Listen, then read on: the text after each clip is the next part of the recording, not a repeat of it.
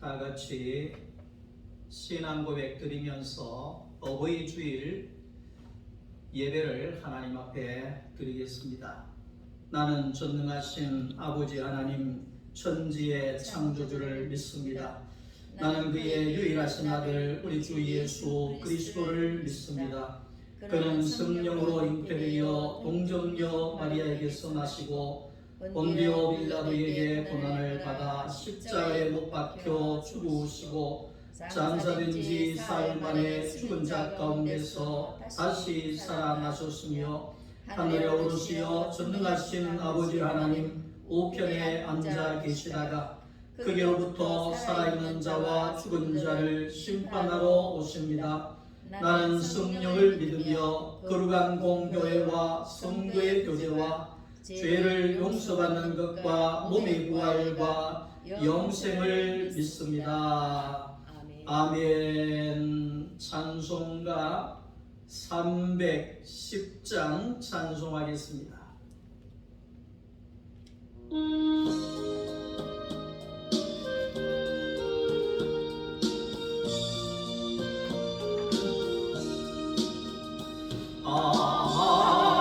하나님의 은혜로 있을 데 없는 자 외부 속아여 주는지 말할 수 없도다.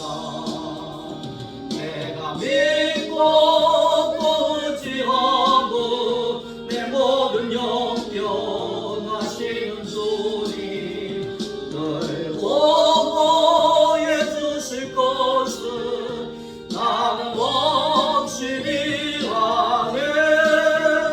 왜 내게 굳센 믿음과 또 복음 주셔서 내 마음이 항상 편한지 알 수 없도다.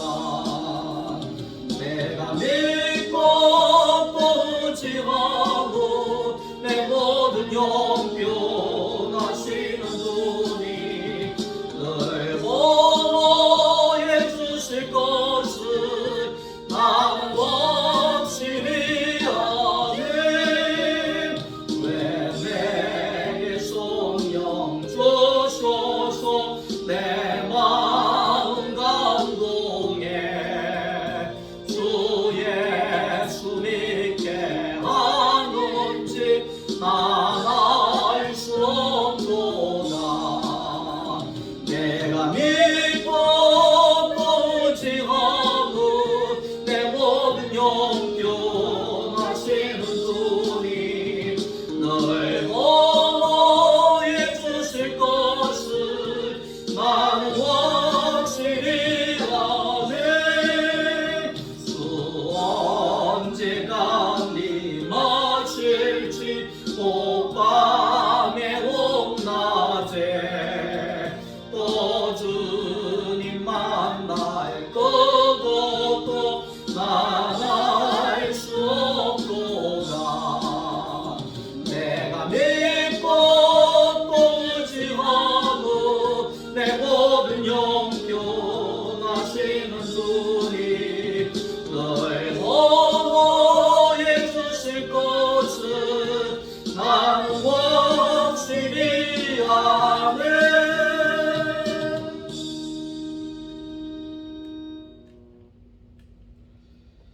하나님의 말씀을 함께 보겠습니다. 고린도전서 제4장입니다.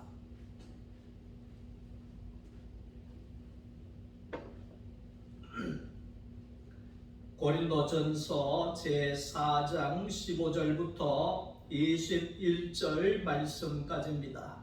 그리스도 안에서 일만 스승이 있으되 아버지는 많지 아니하니 그리스도 예수 안에서 내가 복음으로써 너희를 낳았습니다. 그러므로 내가 너희에게 권하노니 너희는 나를 본받는 자가 되라. 이도 말미암아 내가 주 안에서 내 사랑하고 신실한 아들 디모데에게 너희에게 보내었으니 그가 너희로 하여금 그리스도 예수 안에서 나의 행사 곧 내가 각 교회에서 가르치는 것을 생각나게 하리라. 어떤 이들은 내가 너희에게 나아가지 아니할 것 같이 스스로 교만하여 졌으나 주께서 허락하시면 내가 너희에게 속히 나아가서 교만한 자들의 말이 아니라 오직 그 능력을 알아보겠으니 하나님의 나라는 말에 있지 아니하고 오직 능력에 있음이라. 너희가 무엇을 원하느냐? 내가 매를 가지고 너희에게 나아가랴. 사랑과 온유한 마음으로 나아가랴. 아멘. 할렐루야. 한 주간도 주의 은혜 가운데 평안하셨습니까? 오늘도 하나님의 은혜가 여러분들의 가정 위에 충만할 수 있기를 주님의 이름으로 축복합니다. 우리는 오늘 어버이 주일을 맞이했습니다. 이 어버이 주일을 맞이해서 오늘 고린도전서 4장 15절 말씀부터 21절의 이 말씀을 가지고 하나님 아버지의 마음에 대하여서 말씀을 함께 나누려고 합니다.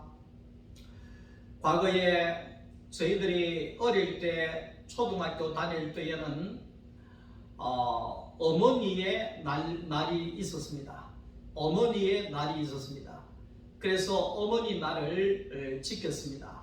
그랬을 때에 많은 아버지들이 항의를 했습니다.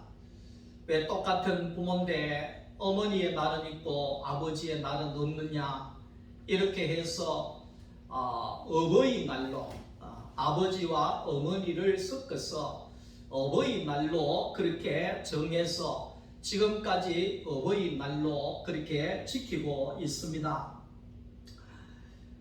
우리가 이제 많은 사람들을 우리가 둘러보게 되면 어저께 제가 우리 아시는 권사님이 올해 제가 오래되었던 교회에서 지냈던 권사님이신데 그 권사님에게 제가 안부 카톡을 넣었습니다.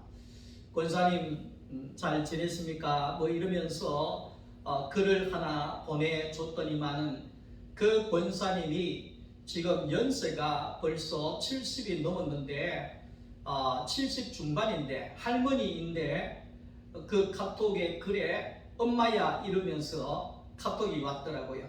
엄마야 목사님 감사합니다 이러면서 목사님이시네요. 그러면서 이제 카톡이 왔었어요. 뭘 이야기를 하려고 하느냐 하면 엄마라고 하는 이 단어는 나이가 들어도 나이가 80이 돼도 늘 그 마음에 위안이 되고 안식이 되는 단어가 바로 엄마지요. 어머니죠. 그래서 요즘에 TV에도 보면 뭐 많은 노래들을 하는 경우들이 많이 있습니다만 어머니에 대한 노래들이 얼마나 많이 나오는지 모릅니다. 그것은 어머니의 사랑이 그립고 어머니가 그렇게 좋다는 것입니다. 살았을 때에도 엄마가 좋듯이 돌아가시고 나면 더더욱 그리워지는 것이 어머니의 사랑인 것을 우리가 알 수가 있습니다. 성경 말씀을 우리가 들어가게 되어지면 성경에도 하나님 아버지의 마음을 읽을 수 있는 것이 바로 성경이다 그랬습니다. 우리가 왜 성경을 배우느냐? 우리가 왜 성경을 말씀을 듣느냐? 그것은 바로 우리가 하나님 아버지의 마음을 알기 위해서입니다. 하나님 아버지의 마음을 알기 위해서 나아가서 하나님의 마음과 나의 마음이 하나 되어지기 위하여서 그래서 나는 하나님 아버지의 마음과 내가 하나가 되어질 때 나는 하나님 아버지의 아들이 되어지는 것이고 그렇게 되어질 때 아들을 보는 것이 아버지를 보는 것이고 아버지를 보는 것이 아들을 보는 것이나 똑같다는 것입니다. 그래서 오늘 저와 여러분들이 하나님 아버지의 마음을 품고 그 하나님 아버지의 마음이 나옴으로 인하여서 오늘 저와 여러분들을 통하여서 하나님을 드러내는 이것이 바로 사람의 살아가는 목적이라는 것을 우리가 알 수가 있는 것입니다. 많은 사람들이 엄마를 그리워합니다. 많은 사람들이 어머니를 잊지를 못하고 있습니다. 그것은 어머니는 그 자식을 위하여서 품고 사랑하고 헌신하고 허물을 덮어주고 법이 없이 자녀를 길렀기 때문에 늘 그 어머니가 그리워지는 것처럼 우리가 성경 이 66권의 이 말씀을 통하여서 하나님 아버지의 마음을 알고 그 아버지의 마음을 알고 나서 그 아버지의 마음을 품고 아버지가 어떤 것을 원하는지 그렇게 나아가는 것이 바로 이 하나님의 말씀이라는 것입니다. 성경에 보면 마태복음 1장에 우리가 볼 때에 1장에 족보가 나옵니다. 예수님의 족보가 기록이 되어져 있는데 그 족보에 보면 4여자가 나옵니다. 물론 5여자가 나오지만 다말이 나오고 라합이 나오고 그 다음에 룻이 나오고 바세바가 나오고 이렇게 쭉 나오는데 여기에 이 다말이라고 하는 여자는 시아버지를 유혹해서 잠자리를 해서 자식을 낳았던 여자입니다. 그리고 라합은 기생이었습니다. 몸을 팔아서 먹고 사는 기생에 불과했다는 것입니다. 그리고 룻이라고 하는 이 여인은 모압의 여인으로서 저주받은 나라의 사람으로서 하나님 앞에 들어올 수 없는 저주받은 사람이라는 것입니다. 그리고 바세바라고 하는 이 여자는 자기의 남자를 버리고 다른 남자를 따라가서 자식을 낳고 왕비가 되었던 사람 중에 한 사람입니다. 우리가 이 내용을 보면 어떻게 이런 여자들이 성경에 기록이 되어져 있느냐, 그렇게 의아심을 가지고 마음에 벌써 의문이 올라오기를 시작할 겁니다. 어떻게 시아버지를 유혹해서 잠자리를 할 수 있느냐, 어떻게 몸을 팔던 여자가 예수님의 조상이 될 수가 있느냐, 이렇게 우리의 마음속에 의문이 생겨지기를 시작할 겁니다. 성경은요, 창세기에서부터 시작해서 늘 하는 이야기지만 우리가 이제 성경의 전체를 알고 성경을 들어야 이해가 되기 때문에 그렇습니다.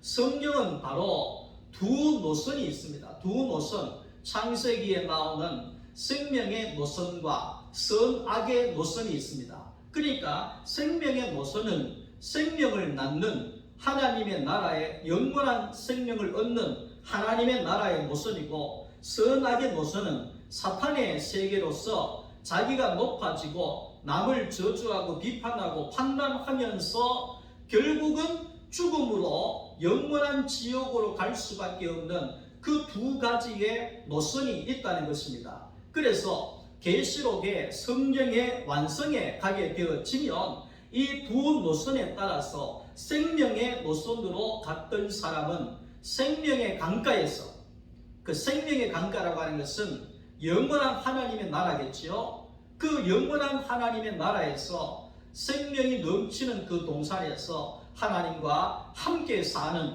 구원을 얻는 노선이 되어진다는 겁니다.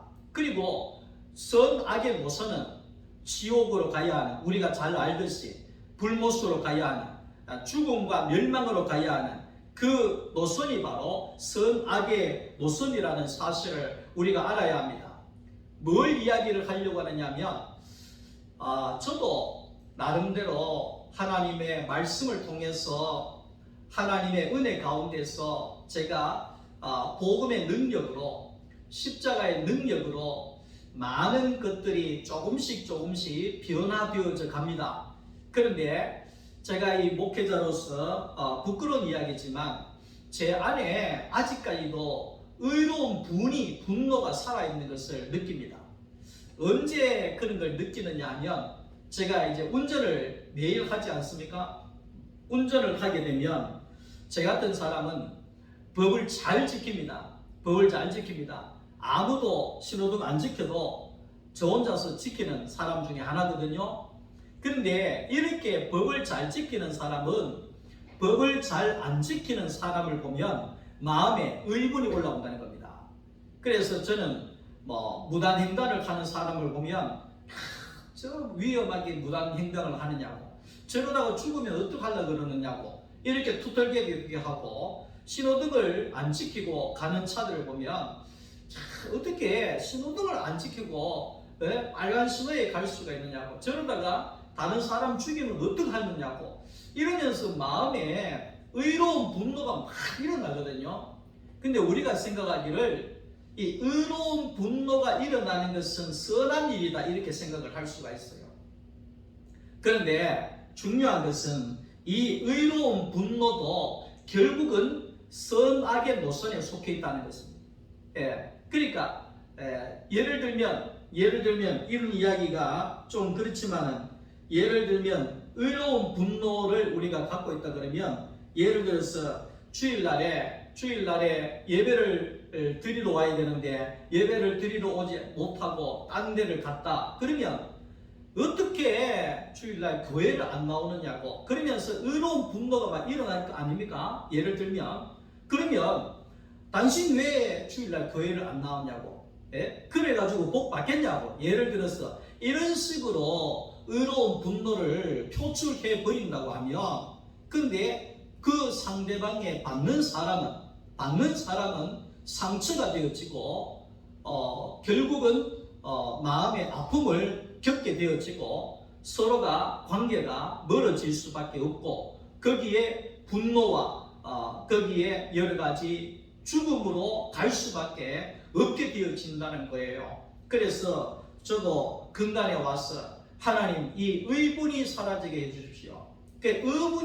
의로운 분노가 살아있다고 하는 것은 아직까지도 내가 이 노선이 선악의 노선에 있다는 겁니다. 그러면 나도 죽고 남도 죽고 결국은 뭡니까? 계시록에 가면은 생명의 동산으로 들어가지 못하고 결국은 지옥의 불로 갈 수밖에 없는 길이 되어진다는 것을 우리가 분명히 알아야 합니다. 그래서 오늘 여기에 마태복음에 나오는 이 네 여자가 어떻게 보면 세상에서 참으로 지적받고 손가락질 받아야 할 사람이지만은, 그러나 그들은 전혀 손가락질을 하지 아니하고, 다시 말하면 하나님께서는 전혀 손가락질 하지 아니하시고, 예수님께서는 그들을 품어주시고 그들을 위하여 눈물을 흘려주시고 그들을 위로해 주시고 그들을 변호해 주시고 그들을 받아주시고 그들을 살려주셨다는 사실을 우리가 볼 때에 이것이 바로 생명의 노선을 걷고 있다는 것을 우리가 알 수가 있는 것입니다.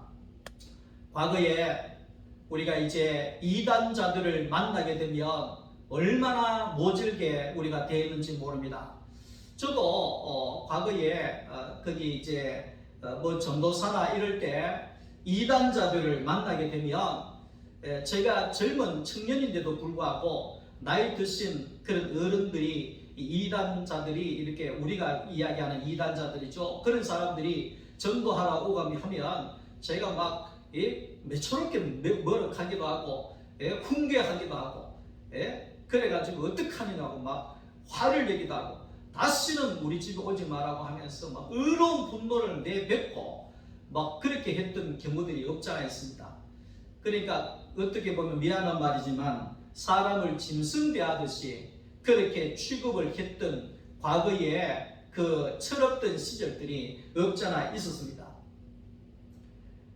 이러한 것들도 우리가 보게 되면 나는 신앙생활을 잘 한다는 것입니다. 나는 믿음이 좋은 사람이라는 것입니다. 나는 하나님이 인정하시는 사람이라는 겁니다. 그러니까 너는 이다라는 겁니다. 너는 잘못됐다는 것입니다. 너는 지옥 갈 사람이라는 것입니다. 그렇기 때문에 너는 함부로 해도 된다는 겁니다. 인간 이하로 취급을 해버리는 거죠. 소금 뿌려라 막 이러고, 물 퍼버려라, 이단자이기 때문에 죽여버려라, 이렇게까지도 할 수 있는 것이거든요. 그러면 보세요. 유대인들이 이방인들을 볼 때에 개같이 여겼습니다. 이방인들하고 말도 섞지 아니하고 밥도 먹지 않습니다. 왜? 더럽다고. 저는 아직까지 미국을 안 가봐서 잘 모르겠습니다만은 예를 들어서 동양 사람이, 한국 사람이 미국에 가면 거기에 아시아계라고 아주 무시합니다. 지금도 아시아계를 미국이나 이런 데 유럽에는 폭력하고 막 총으로 죽이고 하잖아요. 그거는 뭐냐면 아시아계는 막 개처럼 여긴다는 거예요. 인간이 아닌 것처럼 여긴다는 거예요. 다시 말하면 자기들이 우월하다고 느끼는 거예요. 이게 유대인들도 똑같은 거죠. 우리는 하나님이 선택한 사람이고 저 사람들은 하나님이 저주하신 개 같은 사람들이기 때문에 저 개 같은 사람들은 완전히 죽여버려라, 불태워 죽여버려라, 이렇게 했던 적이 있다는 것입니다. 그것은 뭡니까? 그것은 결국 하나님을 위해서 하는 것이 아니라 결국은 뭡니까? 선악의 노선에서 다른 사람도 죽이고 자기도 죽고 예수도 죽이는 그런 결과를 가져올 수밖에 없다는 사실을 우리가 기억을 해야 할 것입니다. 예수 그리스도의 복음은 십자가의 노선은 반드시 생명을 살리는 노선이 되어져야 한다는 것입니다. 율법을 우리가 배우는 것도 이 율법도 사람을 살리는 데 서야 합니다. 우리가 교리가 있지 않습니까? 교리가 있지 않습니까? 이 교리도 사람을 살려내는데 생명을 건지는데 서야 한다는 것입니다. 교회는 이렇게 언제든지 생명을 살리는 노선에서 어떤 사람이든지 어떤 형편에 처해졌든지 약한 자나 천한 자나 죄인이나 셀이나 어린 아이나 과부나 누구든지 간에 약한 자들에게 그들에게 생명을 살려낼 수 있는 그 마음이 하나님 아버지의 마음이다. 오늘 어버이 주일을 맞이해서 그게 엄마의 마음이다. 그렇게 정리할 수 있습니다. 중세시대에 로마 교회가 자기들을 따르지 아니하는 개신교인들을 얼마나 많이 죽였습니까? 얼마나 많이 죽인지 모릅니다. 그러면서 하나님의 이름으로 처단한다. 하나님의 이름으로 처단한다. 그러면서 얼마나 많은 사람들을 교황이 죽인지를 모릅니다. 그리고 개신교회도 마찬가지입니다. 개신교회도 개혁교회들이 나와서 우리는 믿음으로 사는 사람들입니다. 우리는 믿음으로 살 사람들입니다. 이러면서 너희는 믿음으로 안 살기 때문에 죽여야 된다 이래가지고 또 얼마나 많은 사람들을 개신교회가 지금 우리 교회가 속해 있는 이 개신교회를 말합니다. 얼마나 많은 사람들을 죽게 됐는지 모릅니다. 그러니까 교회가 사람을 죽이는 데가 되어버린 거죠. 사람을 살리는 곳이 교회인데 이건 어떻게 하다가 보니까 이 노선이 선악의 노선이다가 보니까 이게 사람을 살리는 것이 아니고 사람을 죽여내는 그런 교회로 전락을 해버렸다 하는 것입니다. 복음은 언제나 이 십자가로 가야 하는데 결국은 십자가는 내가 죽어서 남을 살리는 것이 십자가라는 겁니다. 예수님이 죽으시고 모든 인류를 살려내신 것이 바로 십자가라는 것입니다. 우리가 왜 십자가로 가야 되느냐 하면 우리는 생명의 노선에서 교회로서의 사명을 잘 감당하기 위하여 하나님 아버지의 마음의 소원을 이루어 주기 위하여서 우리는 십자가로 가야 된다는 겁니다.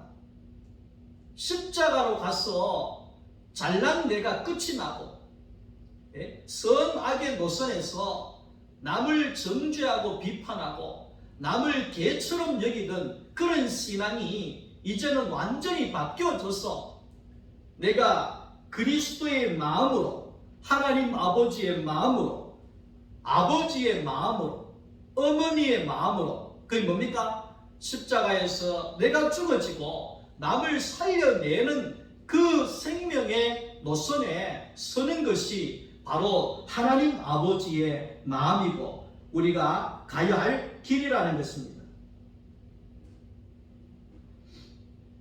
12제자가 배가 고파서 안식일 날에 밀이삭을 주워 먹었을 때에 그것을 지적하고, 그리고 이 다윗이 제사장만이 먹을 수 있는 진설병떡을 먹었다고 해서 그것을 지적하고, 그렇게 사람의 생명이 귀한 것이 아니라 교리가 중요하고 율법이 중요하고 사람은 죽어도 율법은 살린다고 하는 그러한 세계를 걸어가서는 결코 하나님 아버지의 마음을 나타낼 수가 없다는 것입니다.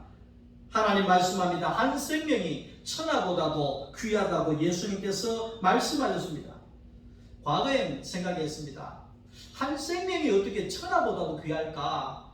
우리 한국 교회만 해도 예수 믿는 사람이 850만 명이라고 하는데 하나 떨어진다고 해가지고 뭐 그래 예수님이 신경을 쓰시고 밤새도록 찾아다니시고 그렇게 기다리시고 하신다는 말이냐? 그 하나 없어도 괜찮을 텐데 이렇게 생각을 할 수 있습니다. 과거에는 이게 이해가 안 됐거든요.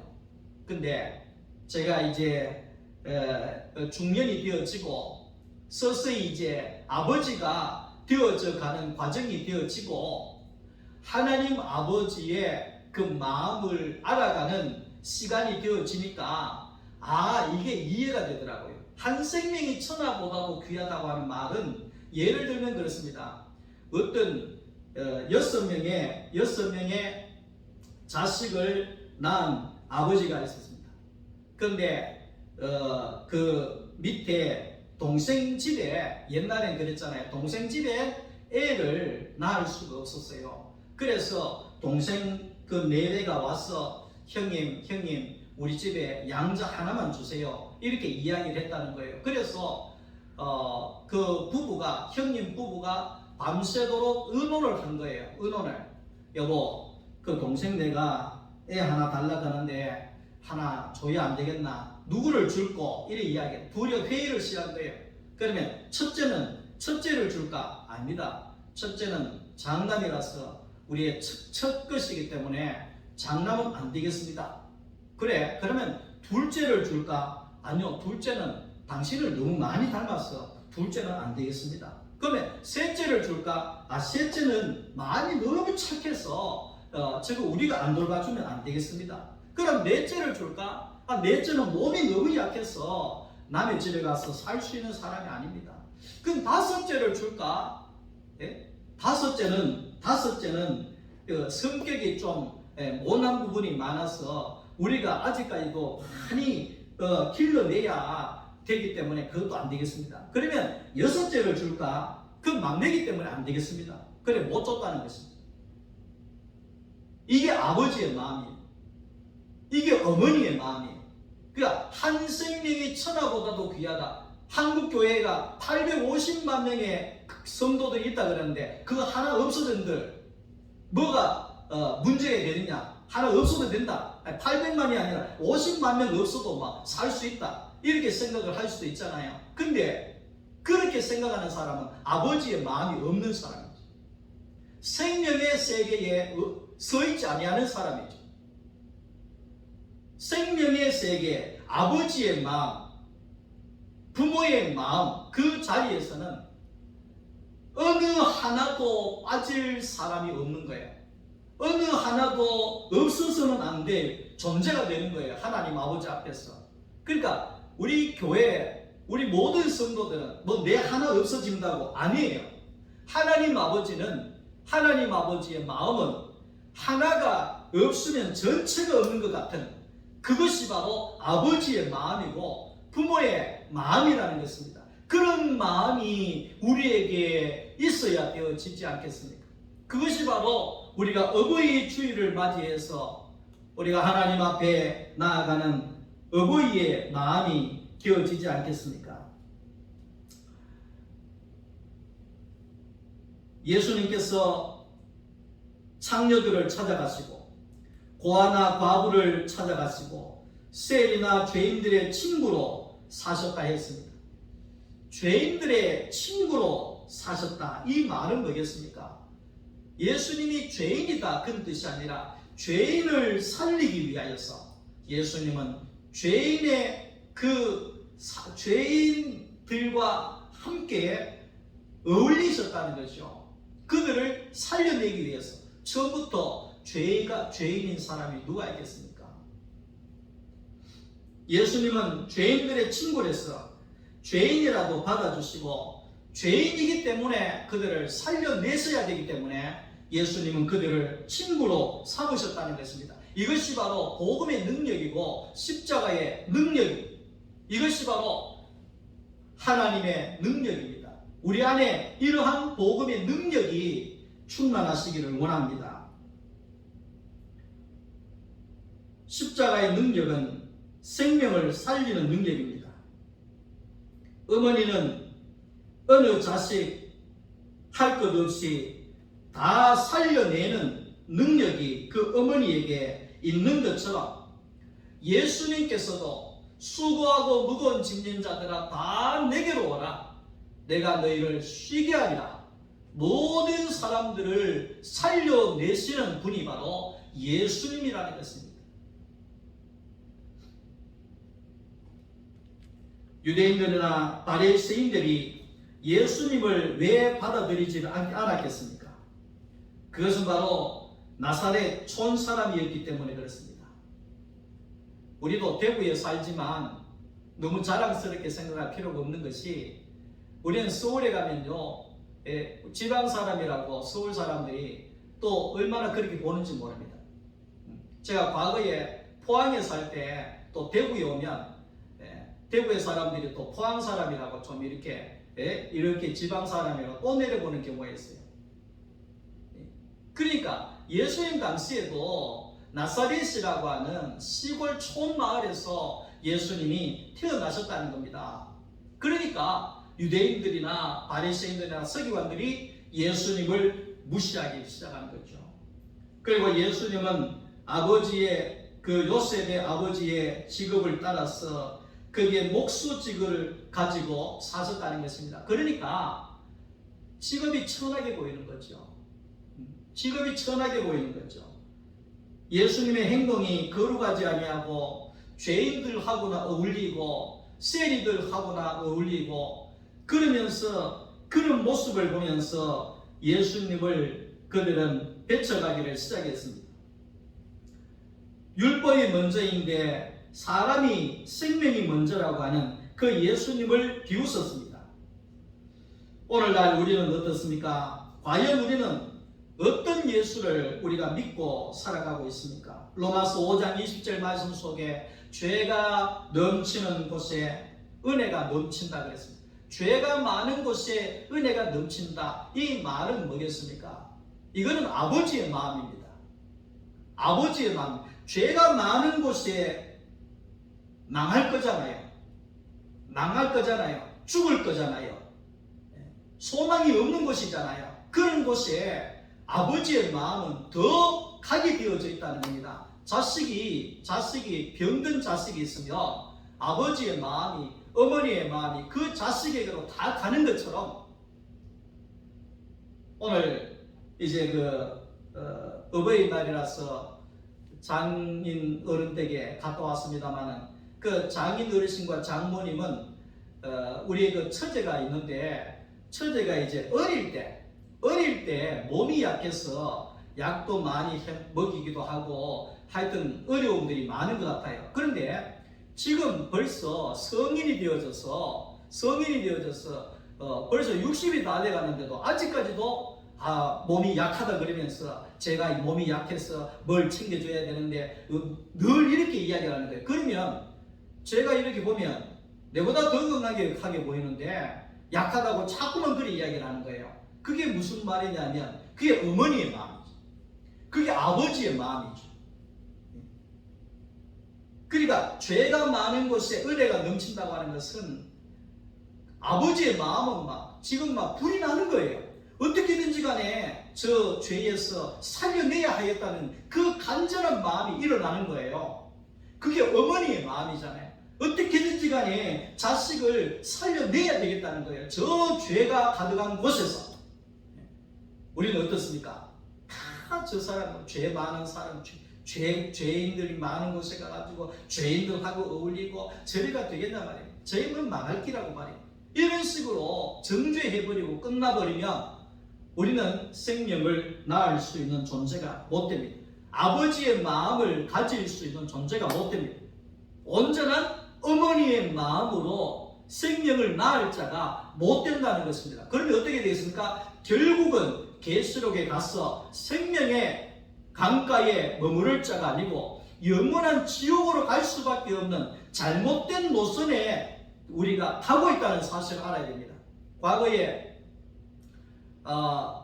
기차가 서울에서 대전에 내려오게 되면 거기에서 호남선과 그 다음에 경부선이 갈라진다고 했습니다. 그래서 호남선으로 가느냐 경부선으로 가느냐 거기에 그 노선을 잘 보고 갈아타야 되잖아요. 경부선은 경부선을 타야 되고 부산을 가려면 경부선을 타고 광주를 가려고 하면 목포를 가려고 하면 호남선을 타야 되잖아요. 그 잘 타야 되겠어요. 우리가 생명의 강가로 영원한 하나님의 나라로 가려고 하면 노선을 잘 타야 돼요. 그게 뭐냐면 생명의 노선 안에 우리가 있어야 생명의 강가에 다다르게 되어 있습니다. 근데 만약에 우리가 만약에 죄가 넘치는 그곳을 보면서 정죄하고 비판하고 판단하고 개 같은 존재라 그러고 그렇게 하면 우리도 똑같은 그 죄인이 되어져서 그 죄인이 가는 멸망의 자리로 그 노선으로 마귀가 준비해 놓은 유황불이 끓는 지옥으로 갈 수밖에 없는 존재가 되어버린다는 거예요. 그래서 우리가 어느 노선에 있는지를 오늘 우리는 이 주일을 맞이해서 잘 기억을 해야 할 것입니다. 저는 늘 그렇게 생각합니다. 평생을 교회 다녔는데 막판에 생명의 노선이 아니라 죽음의 노선이라 그러면 얼마나 억울하겠습니까? 여러분 그렇게는 사시지 마시기를 바랍니다. 우리는 생명의 노선 안에서 생명의 강가에 이를 수 있도록 영원한 생명의 자리에 나아갈 수 있도록 우리는 그렇게 예수 그리스도의 생명 안에 우리가 살아야 할 것입니다. 오늘 말씀을 정리하면 그렇습니다. 선악의 문에서 생명의 문으로 우리는 바뀌어져야 합니다. 오늘 말씀에 있는 것처럼 선생이 되어서 지적하고 호통하는 그런 비판하는 자가 아니라 어머니가 되어져서 품어줄 수 있는 사람이 되어져야 합니다. 사도 바울은 고린도 교회 교인들을 향하여서 사랑하는 나의 자녀로 여겼다는 것입니다. 사랑하는 나의 자녀로 여겼다는 겁니다. 그 말은 뭐겠습니까? 사도 바울은 하나님 아버지의 마음을 가지고 아버지의 마음으로 교인들을 대했다는 겁니다. 아버지의 마음으로 교인들을 살폈다는 겁니다. 아버지의 마음으로 교인들을 품었다는 것입니다. 이것이 선생으로 살지 않고 아버지로 살았던 사도 바울의 목회였습니다. 선생으로 살지 아니하고 어머니의 마음으로 살았던 사도 바울의 목회였습니다. 오늘 우리 소망교회 안에 이 어버이 주일을 맞이하여서 하나님 아버지의 마음으로 그렇게 살 수 있는 사람들이 많아지기를 원합니다. 하나님 앞에서 어머니의 마음으로 살 수 있는 그런 어머니로 살 수 있는 사람들이 많아지기를 원합니다. 하나님 아버지의 마음이 되어져서 약한 자들을 살필 수 있는 그런 진정한 어머니가 되어질 수 있기를 원합니다. 고린도전서 4장 15절 예수 안에서 내가 복음으로 너희를 낳았다 그랬습니다.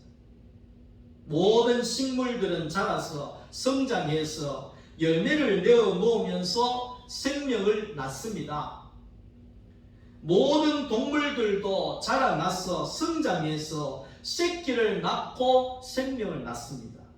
사람도 자라나서 성장해서 결혼을 해서 아이를 낳고 생명을 낳습니다. 오늘 신앙도 마찬가지입니다. 언제까지 젖먹는 아이에 머무를 수가 있겠느냐? 우리의 신앙이 자라나서 장성한 분량에 이르러서 예수 안에서 복음으로 생명을 낳을 수 있는 그런 장성한 분량에 이르는 하나님의 아들이 되어지기를 원합니다. 복음으로 생명을 낳는 자가 아들입니다. 너는 내 아들이라 오늘 내가 너를 낳도다. 하나님의 아들은 뭡니까? 또 아들의 아들을 낳는, 생명을 낳는 자입니다. 그래서 생명을 낳을 수 있는 자는 하나님 아버지의 마음이 있는 자고, 생명을 품을 수 있는 자는 어머니의 마음을 가진 자라는 겁니다. 이 어버이 주일을 맞이해서 오늘 아버지와 어머니 되시는 여러분들은 주님 안에서 진정한 아버지가 되기를 원합니다. 주님 안에서 진정한 어머니가 되어지기를 원합니다. 하나님 아버지의 마음을 품고 생명을 품어서 생명을 또 낳을 수 있기를 주님의 이름으로 축원합니다. 기도하겠습니다. 거룩하신 하나님, 아버지의 마음을 품고 생명을 낳을 수 있는 오늘 여기에 참여한 모든 어버이들이 되어지게 하여 주시옵소서. 예수님의 이름으로 기도드리옵나이다. 아멘. 지금은 우리의 구원이 되시는 주 예수 그리스도의 은혜와 하나님 아버지의 사랑하심과 성령님의 교통하심이 하나님 아버지의 마음을 품고 어머니의 마음을 가져 생명을 낳을 수 있어서 하나님의 생명을 낳는 자로 열국의 어머니로 하나님 앞에 살아가기를 원하는 여기 모인 우리 소망교회 모든 성도들 머리 위에와 저들의 가정 위에와 자녀들 위에 이제로부터 영원토록 함께 계실지어다. 아멘.